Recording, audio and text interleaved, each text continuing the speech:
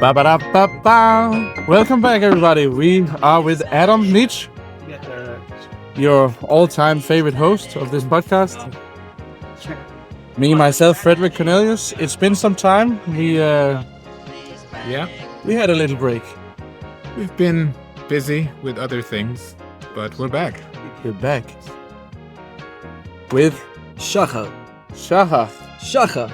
Wow, what a name! What kind of name is that? Basically, it means in Hebrew, dawn. D-A-W-N, which is Dawn. The first light in the morning, right before the sunrise. It explains a lot about you. Thank you, man. Knowing you for a little over a year, Yeah. now it makes sense, all of it.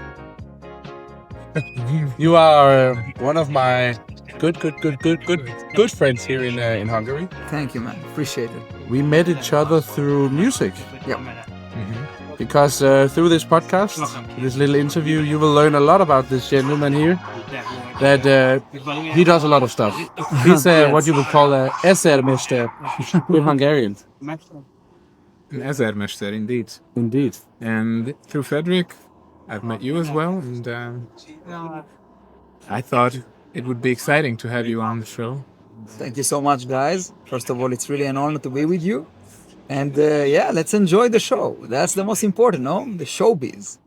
Then we can start with a little Eggeschigete. Oh, in your language? L'chaim. L'chaim. Hi. So we are back, and today is Tuesday, the 3rd of June, 2025. And it's getting really warm here in Budapest. Yeah, summer is here. And I think today we're not going to talk about current issues, as we did in the previous two episodes. But we're going to focus more on you. Wow, Not exciting. to put pressure on you. You as a person. You as Yeah. a person. Okay. If you could tell a little bit about yourself, where you're originally from, How old you are? how you ended up in Budapest, in this beautiful city. Okay. So, as you know, and as I said before, my name is Shachar. I'm about to be 33 very, very soon. Ooh. I'm married to my beautiful, lovely wife, Mercedes, and I'm a father of Leo, which will be also this month, in the 30th of June, he will be 2 years old. Wow. Yes, it's quite exciting. Have two lovely dogs, and that's my family here in Budapest. And I think I arrived here first in 2016, but then I was on and off with Budapest. So I came first to the Sziget Festival. Everyone knows it's like a very, very famous festival here in Hungary. Often it's the first point of contact for Yes. foreigners with Hungary. Yeah, that's true. And then since then, I really fell in love with the city. I didn't really know what to expect here because I didn't know much about Hungary. It was also my first visit in Hungary. But through the festival, I didn't get out a lot from the island of the festival, but I saw a lot of the culture, the food, and it was really, really amazing. And I think later on, around 2019, because I had a girlfriend, Hungarian one, at that time. And then when COVID hit, I didn't know really what to do. So for 3 years, since the first visit here, I was on and off coming here mostly for visitations. And I think from 2019, a little bit before COVID hit, we just heard it in the news, like around January, it was a thing in China, and I was also in China in kind of a business trip because I worked for a company that did a lot of touristical expeditions and excursions. And then I figured out that I will stay without a job. So in March of that year, I decided to go back to Israel, and then I tried to apply to the Israeli embassy. And then I worked there for almost 2 years. Since May of 2019 until the end of 2021. And in that time, I met also my current wife. And then we went together to Sardinia. We bought a caravan, Lakokochi, you say in Hungarian. We lived there for 8 months. We got married. We got back here. We have our beautiful son Leo in that year as well. When we arrived in 2023 already. And since then, I'm working in the same field. I do construction, and mostly I do remodeling or renovating flats and sometimes buildings or lands. So it's something ongoing now, and it's super exciting. I'm really, really happy from this field. I came to it really without any further experience. I was always kind of a handyman, but with the time I started to get to know people, get to know workers, and I really am a curious person. So all the time I wanted to learn more stuff. And then I just decided that I should do something for myself. And then I opened a company with a partner of mine. And since then we are together doing projects here in the city and also outside of the city. And that's it. That's how I end up to here in Budapest. And of course, we sat together that we talked about music and things like that. In that time, I had a lot of, during COVID, I had a lot of personal time, you can call it, or a lot of free time. So I picked up an instrument that I really wanted to play for a long, long time. It was the saxophone. And then slowly, I started to teach it to myself. I took some private lessons. And then I started to play the saxophone. I started to listen to jazz that I never listened to before, only to rock music, or rather grunge I was listening to. And then I started to perform and to meet people and to make music and to have a band. And then I met you later on with this Since band. then, it was downhill. Oh yeah, downhill for music, but not downhill No. in other aspects. But no, music is something really close to my heart, and maybe in a different life, I should have been a musician, or maybe, who knows, maybe in the future. So it's always on the table. Never too late. Yeah, You're bringing it up again. You're a curious person. I am. Because looking at your Instagram, just going through some posts you have there, it looks like you lived the life that everybody wants to live. You was surfing for a long time. Yeah, You released a book. yeah, You've done acting in Netflix series. yeah. In Fauda, it's an Israeli series that a lot of people got to know. Yeah, I've seen it. Some of it. Yeah, Didn't see you though. yeah. So, practically, on the surface, this is like Ken from Barbie, no? Practically. And you're only turning 33 now. Yeah. Impressive. Thank you so much. What do you think drives you to do all these things? It's a very, very interesting question that I didn't put a lot of thinking about. Thank you.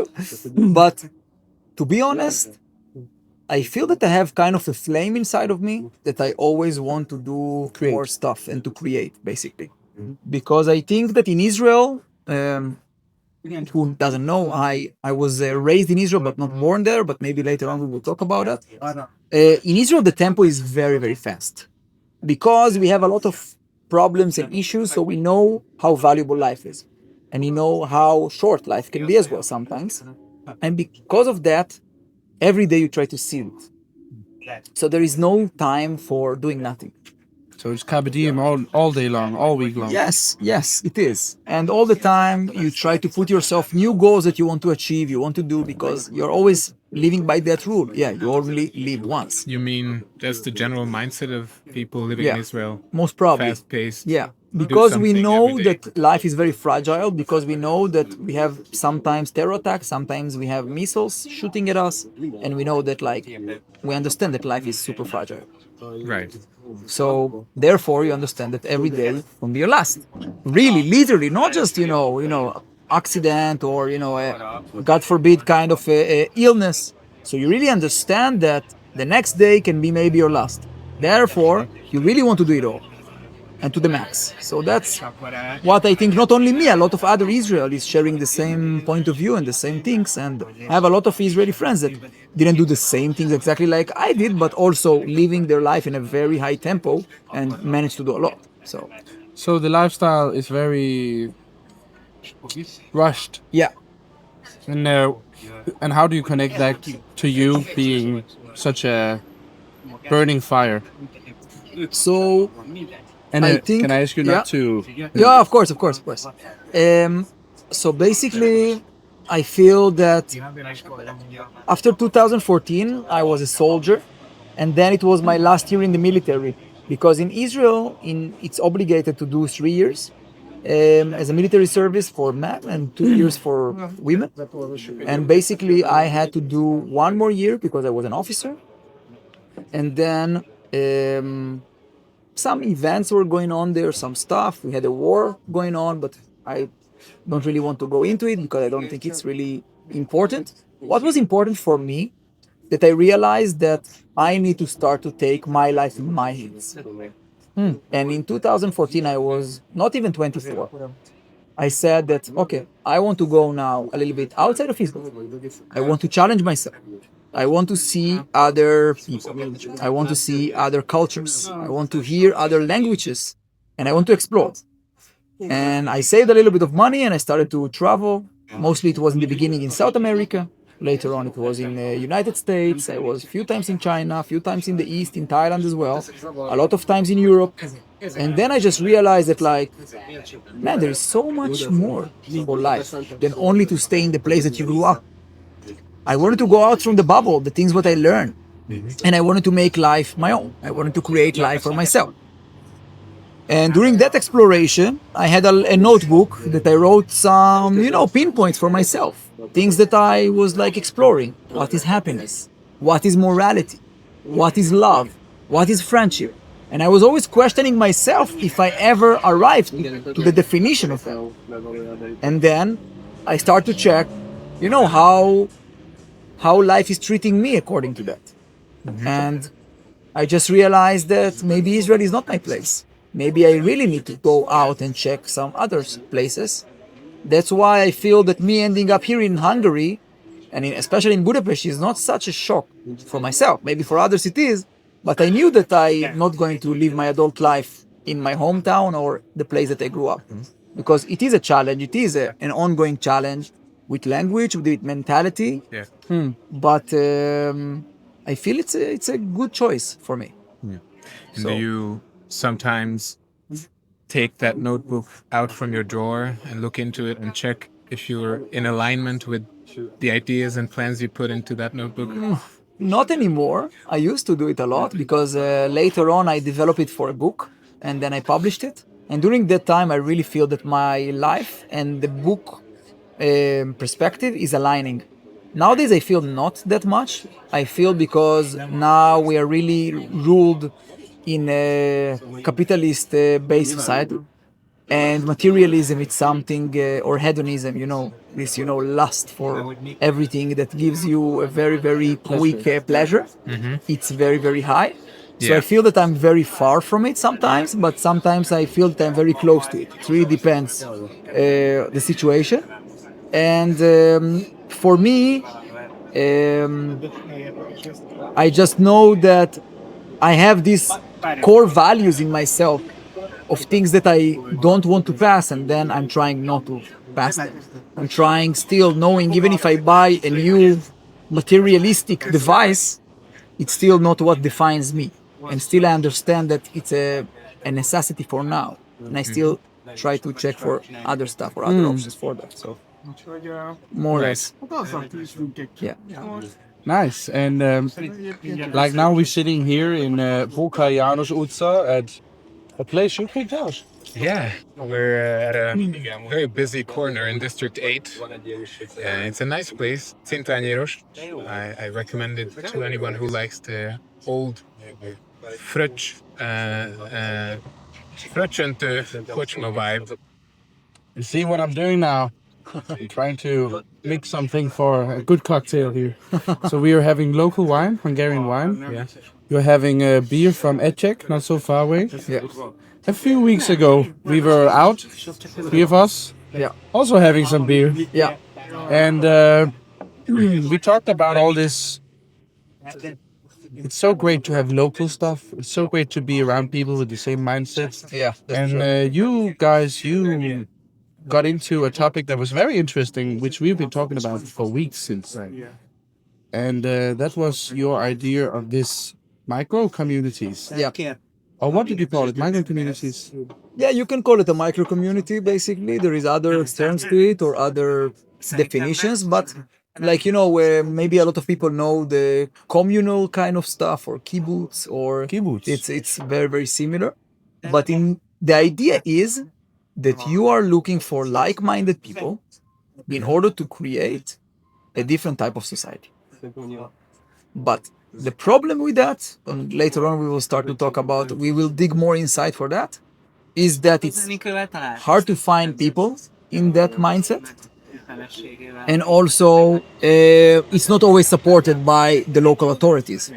So this is something that, in a way, it's opposing them. Yeah, it's challenging Yeah, the established yeah, rules yeah, and statehood. yeah.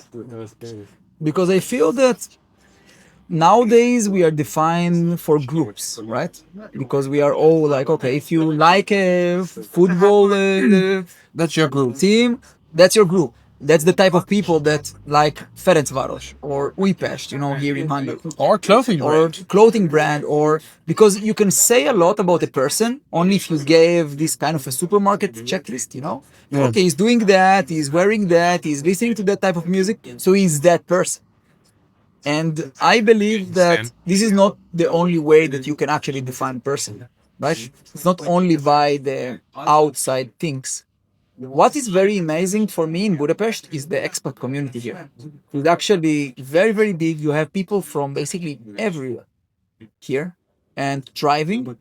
But I feel that there is no an actual core or foundation for a community that is based on values like what I believe we have and how we can live that life in that way. Because you live that way maybe in your flat, maybe you live it in a house outside of Budapest, but you're one singular person. And in order to make some changes, you need to gather around. If you want to make some changes in the government, people are going to protest, which is now not allowed here. And you want to do stuff in order to gather around the subject and try to find the best mind, the best power in order to do it. And I feel that when you have a community, things are a little bit easier because you can rely on other people. Because we are, in my opinion, we are tribal individuals, all of us. We are living in groups. We are social creatures. Otherwise, we wouldn't live all the time together. You don't have a lot of people that living alone and really can thrive. Of course, you have some, but it's not easy. We are destined to live in communities. The problem is that now the amount of communities that you actually have is not as much as it used to be. You understand? Because now the communities are bigger. You understand? It's a lot bigger and it's with millions of people that needs to follow in a way the same guidelines. And inevitably, Yeah. the strength of the connections weakens, decreases, because there are too many if the group gets too big. So do you sometimes feel that living in a big city like Budapest with 1.5 million people, that there's not enough of this community mindset? Look, you lose the human connection, right? I live in a four floors building, and when I go up in the elevator, we are always avoiding an eye contact, me and my neighbor. And why is that? We live in the same building. Maybe we can help to each other in some way. Maybe we can share ideas. We live under the same roof. Yeah. But we are avoiding each other so much because of this social distancing. An elevator ride can be some of the most uncomfortable experiences. Oh yeah. But now I will challenge you. Challenge me, please. Because I grew up on an island. Yep. I lived most of my life in the countryside, only 1 year in a big city like Budapest. And I would say, so these micro communities, what would be the difference compared to a small village? In my opinion, is the connection. Yeah, but like where Because I live it's- now, yeah. my neighbor came the other day. I had this problem with my water tank, and he came and he was like, not when you were there, but the day after, Frederik, relax. We on this street, we are all together. We help each other with everything. We bring each other food. We do everything. This connection, I think you get so much more outside of the big cities, Yes. for sure. So for me, I get the idea, but I will just challenge it and say, I think it's if you're in a big city, you don't have this connection. But if you live in a village or a town, you get this community. Yeah, I can only refer to something that when we lived in Sardinia, we lived in a very, very remote place. We lived in an island inside of an island. So basically, it's a peninsula of Sardinia. It's called Sant'Antioco. It's a beautiful, beautiful place. And we lived in our caravan in a very rural area. So we were even without a house. So we just dropped with a crane our caravan in the land. And then we had 2 or 3 different Sardinian families that coming there for like a vacation home or weekend homes. And all the time, they always checked on us if we are okay. They invited us for food. They gave us fresh vegetables for their garden, not just because they are nice people, because there is kind of a way that we believe that we share the same destiny, that we share the same kind of things that is around that. You know how many times I had problems with my car in rural areas in Sardinia and people jump to help me? And here in Budapest, you see here drunk people on the street falling drunk, and then no one is like, oh yeah, another person is drunk.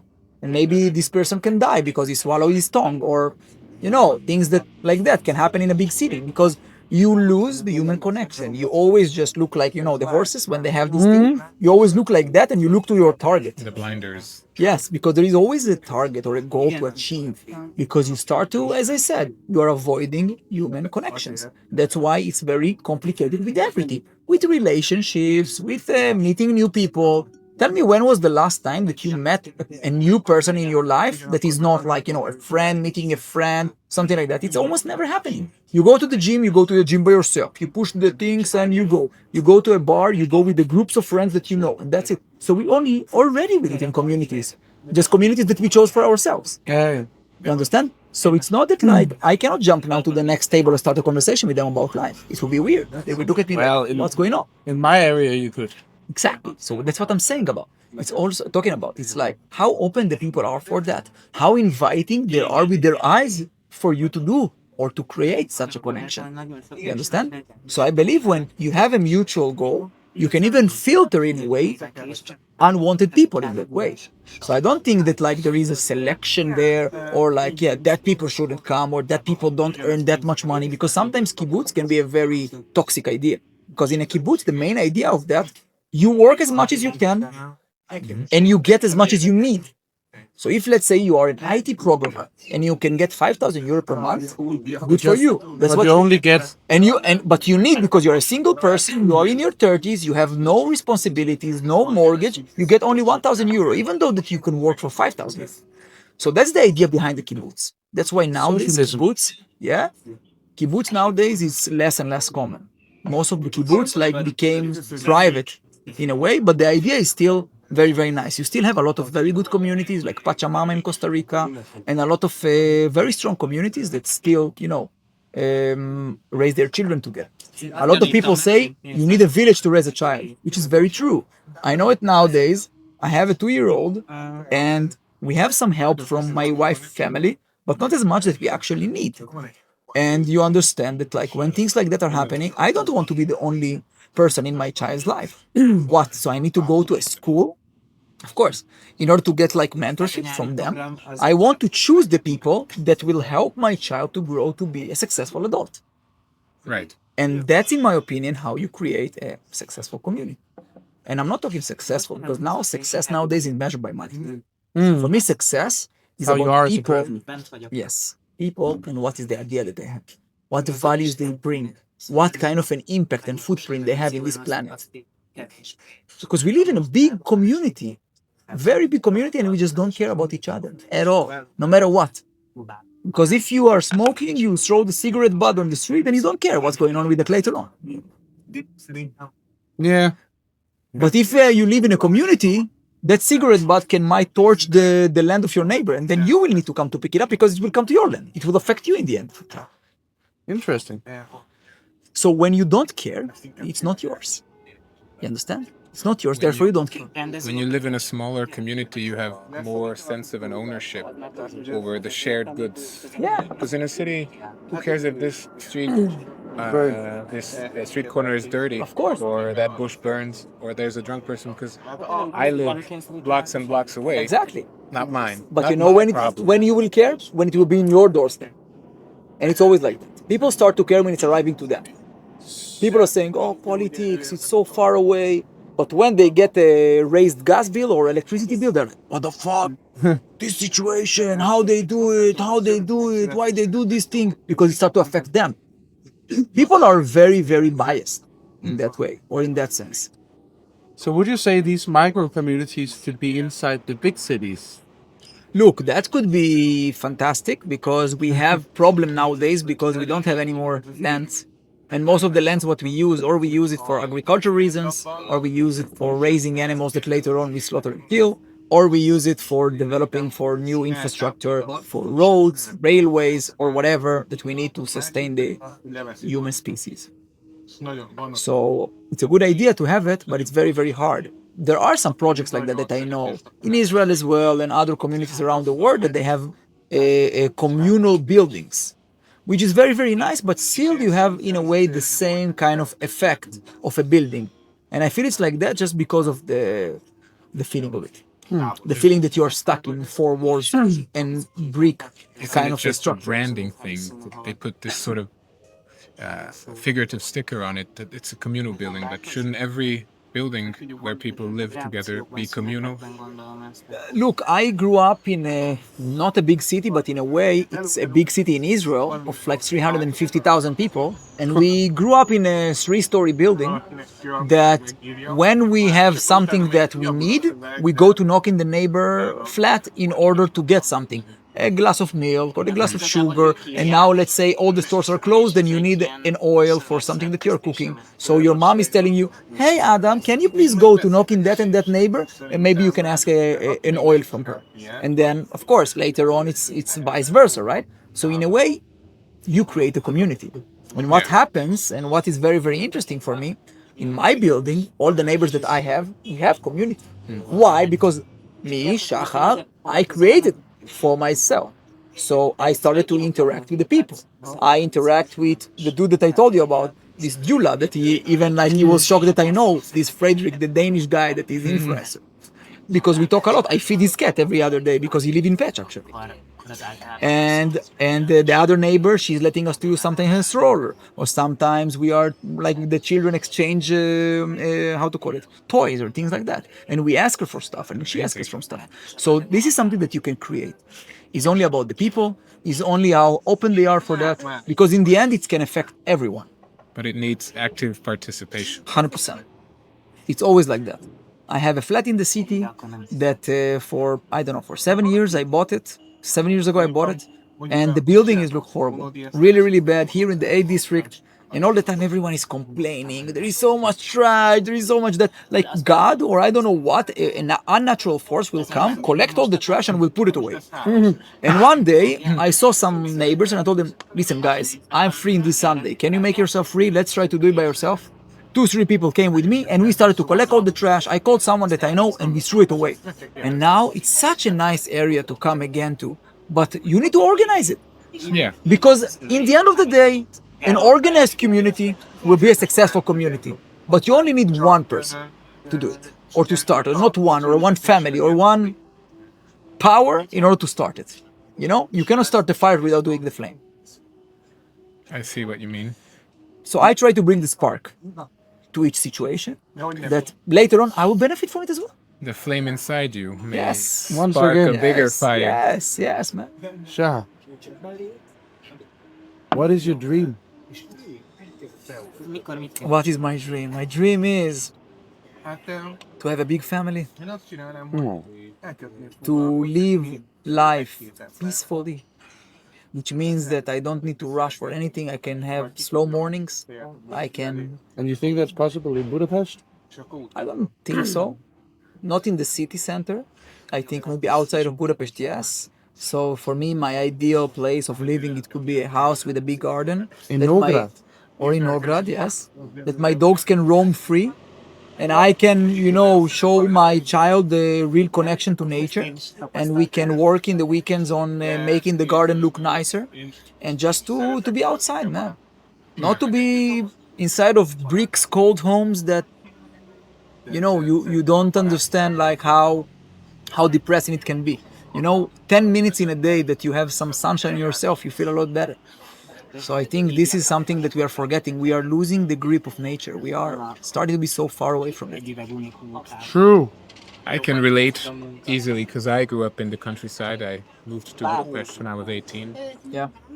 And yeah, for that reason, I can, being closer to nature, I can still feel it. And these days also, I like to be closer to nature. It's always nice to drop by Frederik's house in Page and Or your parents. or my parents' house in short, just step out and there's lush nature around the house. But You now use the word rushed life twice or three times already. And I can't help but connect it to your upbringing. You said in Israel, there's this mindset of seizing the day. That for me sounds positive. But did you ever feel that it comes with pressure that you need to achieve something and do more and more and more? Yeah. First of all, in Israel, just to understand, we work 6 days in a week. So we have 1 day extra Right. of a working day next to a lot of other parts in the world that work only Monday to Friday. For us, Sunday to Friday is for working days. Okay, Friday now sometimes nowadays maybe they work less, so they work until 1 or 2 p.m. But it's still a working day. Strictly economically speaking, that gives Israel a big advantage over Exactly. 5-day work week Exactly. like in Europe. So I think when Israel established, and it's not only by that, by the establishment of that. In Judaism, basically, if you go by the Bible, God created the earth in 7 days. Or rather, in 6 days, in the 7th, he rested. So Jewish people believe in that idea that Sunday to Friday you should work, as God did, and Saturday, Shabbat, you need to rest. And Shabbat is very sacred. Saturday is very sacred for Jewish people. And even if I'm a secular, so it means that I am a Jewish person, but I don't follow any religion, or I'm not religious in any sort of way, but maybe I'm traditional, I have some ideas about it, I still believe that one rest day is a must. But in Israel, everything is closed. So you don't even have the option. Wow. So it means that like the shops and supermarkets are closed. The local branches of offices are closed. You don't have anything open. Of course, some places are open when you have more tourist activity or things like that. But many people believe that this is bad money. That they believe to make money on Saturday is not a positive thing. It's something that is not good for them. So a lot of people just give in to that and say, okay, Saturday is not a day to work. Don't call me on Saturday for things that not relate to work, related to work. Don't talk business to me in that day. So people are really keeping Saturday as a very sacred thing. You're not even supposed to do house chores, right? Again, if you are religious, yes. Secular families, this is the only day that maybe you actually can. Yeah. So, garden cleaning, house cleaning, things like that, yeah, it's happening on Saturday. But there are very strict rules of noise as well. You cannot make noise in Israel in Saturday at all. It's forbidden by the law. It's not allowed. You cannot make it. It's not nice because you may have one person that is keeping the Shabbat and you are ruining it for him, and this is not allowed. It's against the law. That is very interesting. And now that you've gotten farther away from that and you see maybe life from a different perspective living in a different country. Yeah. You've arrived at another stage of your life. Now you're a father. Yeah. You have a wife, you have a beautiful son. And now you mentioned this idea of living in micro communities. Did you have this idea before you got a family? Actually, yeah. Like one of the things that I saw when I was traveling a lot, mostly in South America, is this kind of stuff. So I remember that I didn't have much money, and I was in Chile, next to Pucón, which is one of the very touristical places. There is Villarrica, which is an active volcano, and as I mentioned, I didn't have enough money, so I wanted to hitchhike, which is not always the best thing, but it's something that I felt that good enough to do. And then a very lovely lady from Santiago de Chile stopped for me the car. I was with another Israeli friend of mine. And then she said, listen, I'm not going that far. I only go 20 kilometers. And we needed to go all the way to Santiago to catch a flight, which is 700 kilometers from our location. So she told us we only go for 20 kilometers. And then she said, yeah, I need to stop somewhere because I'm going for a festival, like a dance festival, like in the nature and things like that. She said, okay, let's come with you. And later on, we stayed there with her in that festival for 2 days. And then we arrived to a beautiful, beautiful, beautiful area, half an hour away from Pucón, that it's called the area of the Mapuche people. So she's living in a village. She's a gynecologist from Santiago de Chile, which is the capital. Yeah. She has a vacation home in this area, in the Mapuche village. So she took us only 20 kilometers, but she gave us so much things back in a way. Right. So we stayed there for 7 or 10 days because she said later on she's going back to Santiago, and we said we're going to stay here because in the beginning we were rushed. As Israelis, rushed. Yeah. Let's go. Let's meet the destination. Let's mark a tick on the next thing. And then she helped us realize, let's lay it back a little bit. And that was one of the best 10 days of my life. I worked around the garden there. She made us food. Wonderful. We went inside, like around the nature. We met some local shaman there that did for us some ceremonies. And like it was such a beautiful experience that I saw how a community, when they want to create something, how they do it and how nice it is for each other. It was surreal and unbelievable experience that I would never do if I would say no to this hitchhike because it was like only 20 kilometers away. And this is a tribe of indigenous. Yes, people. indigenous Mapuche. people, Yeah. Mapuche Mapuche people. Yeah. And it was just marvelous. Really, really, really beautiful experience. And therefore, the idea started for me, and I was like, wow, people can live happily in those places. And until then, I didn't even realize it's possible.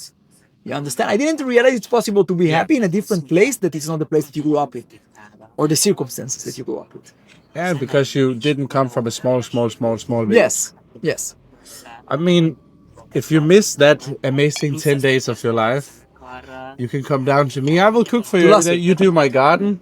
My neighbor, he's kind of a shaman sometimes with a beer. So, I mean, it's there too. Don't need to go to Chile for that experience. Okay, that's good to know. I always promise you that I need to pay you a visit, so I might need to follow that now. Definitely. And yeah, what an insightful talk we had. Yeah. Let's break the ice with the question we all wanted to ask him. Go ahead, man. Hit the iron when it's Are real. you circumcised?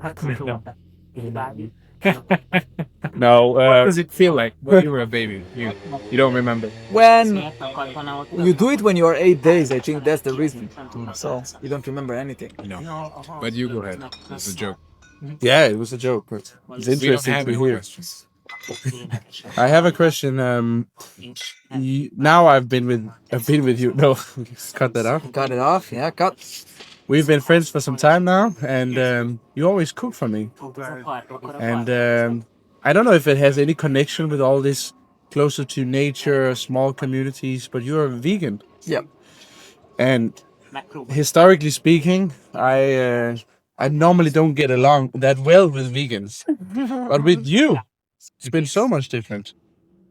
And I guess partly it's because you're such a good chef, vegan chef. Like that helps a lot in a friendship. But also you don't go and judge me all the time. No, because as I said, I didn't grow up vegan. Until age 27, I ate. I think I don't know what is your meat habits, but I was really into sports and get the next protein. So for me, I was eating a lot of chicken breast and like a lot of meat anytime.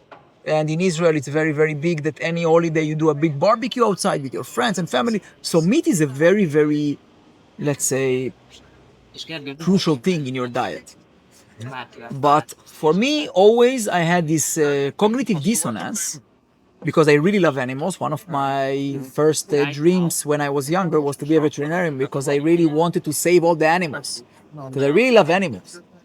And then I always understand the suffering for the animals. Then I said, okay, it's not in my doorstep, I understand it. It's not nice to kill animals. It's not nice to eat animals, but I like it. It's delicious. And that's it. That was the end of the story for me. And I think that I had a lot of questioning for myself, and always I didn't get along with vegan people and vegetarian people, to be honest. I always thought they check in my plate, they are telling me you are a fucking murderer, you are killing animals. And I know I'm not. I just do an unconscious decision when I go to the supermarket, grab this thing, I cook it and I eat it. I don't pay much attention to it and think about it. Because I believe that in our core, all of us are good. Until something is happening, all of us are good.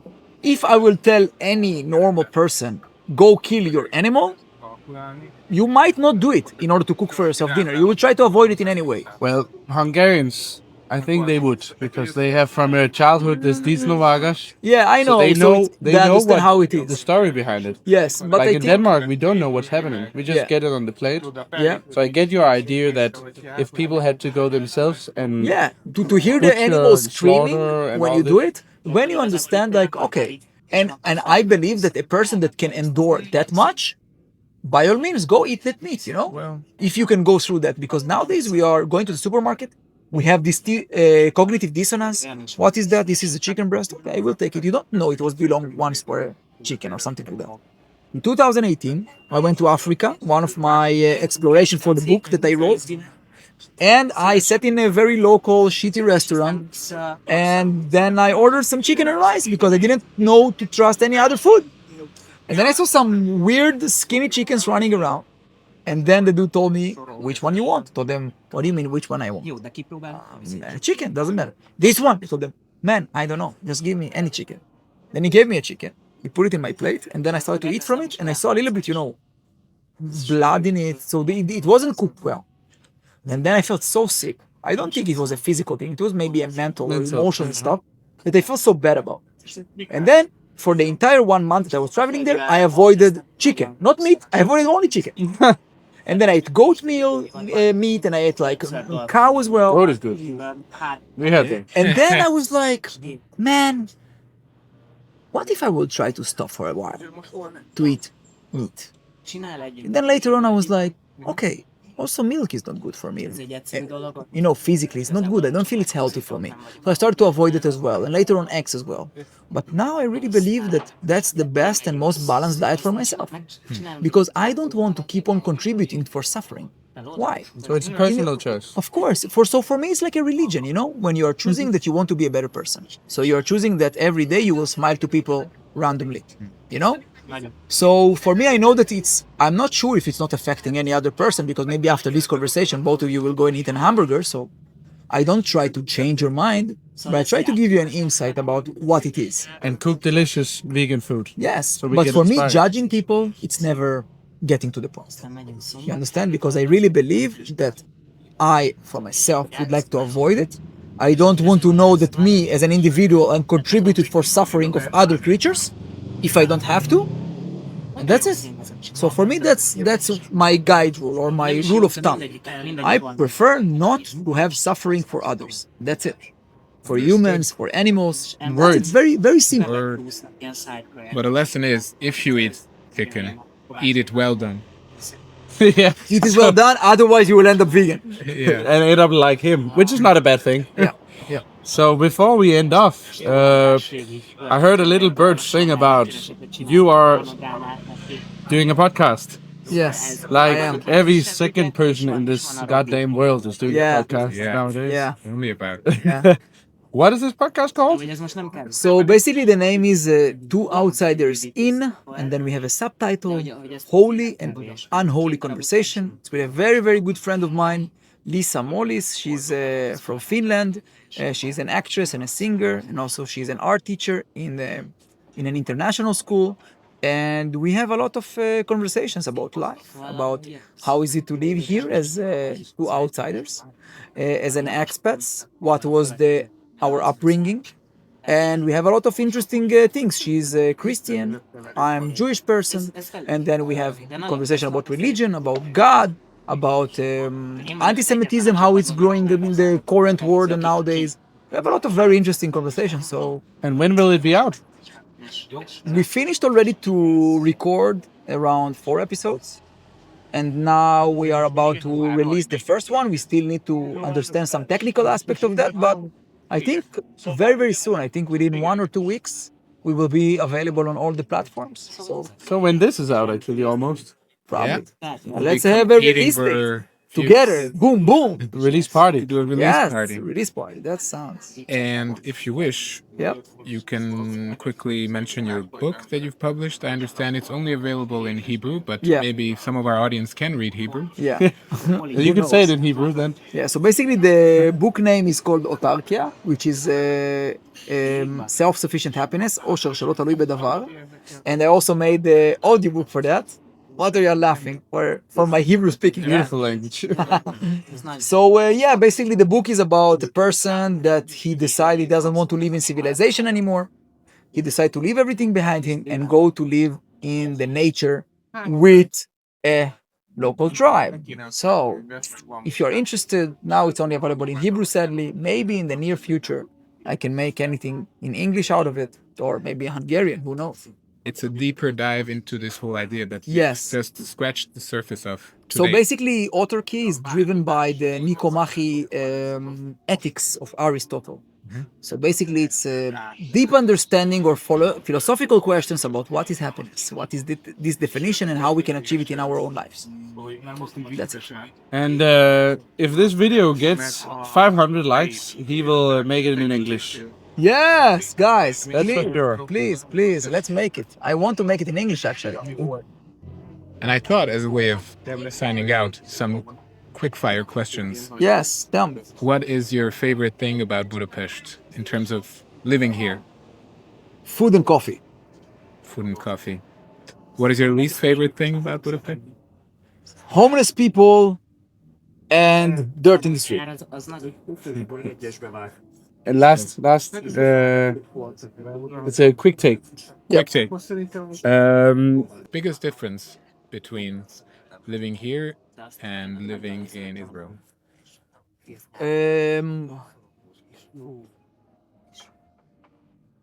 A good sense of security. So I feel here that I'm more safe than in my own country. Okay. Yeah. Favorite European country? Portugal.